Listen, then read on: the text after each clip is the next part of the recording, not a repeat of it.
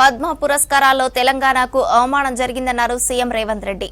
రాష్ట్ర ప్రభుత్వం ప్రతిపాదించిన గద్దర్, చుక్కా రామయ్య, అందెశ్రీ, గోరెట్టి వెంకన్న, జయధీర్ తిరుమలరావు వంటి ప్రముఖులను కేంద్ర ప్రభుత్వం పరిగణలోకి తీసుకోకపోవడం 4 కోట్ల తెలంగాణ ప్రజలను అవమానించడమేనని సీఎం అసంతృప్తి వ్యక్తం చేశారు.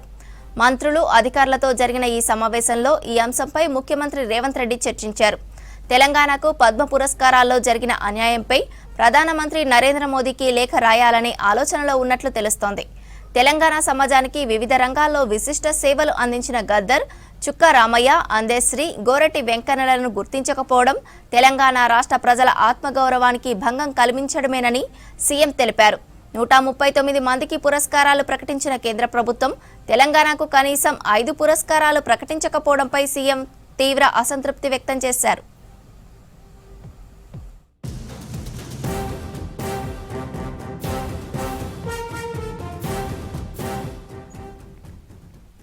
పద్మ పురస్కారాల్లో తెలంగాణకు అవమానం జరిగిందన్నారు సీఎం రేవంత్ రెడ్డి. రాష్ట్ర ప్రభుత్వం ప్రతిపాదించిన గద్దర్, చుక్కా రామయ్య, అందెశ్రీ, గోరెట్టి వెంకన్న, జయధీర్ తిరుమలరావు వంటి ప్రముఖులను కేంద్ర ప్రభుత్వం పరిగణలోకి తీసుకోకపోవడం 4 కోట్ల తెలంగాణ ప్రజలను అవమానించడమేనని సీఎం అసంతృప్తి వ్యక్తం చేశారు. మంత్రులు, అధికారులతో జరిగిన సమావేశంలో ఈ అంశంపై ముఖ్యమంత్రి రేవంత్ రెడ్డి చర్చించారు. తెలంగాణకు పద్మ పురస్కారాల్లో జరిగిన అన్యాయంపై ప్రధానమంత్రి నరేంద్ర మోదీకి లేఖ రాయాలనే ఆలోచనలో ఉన్నట్లు తెలుస్తోంది.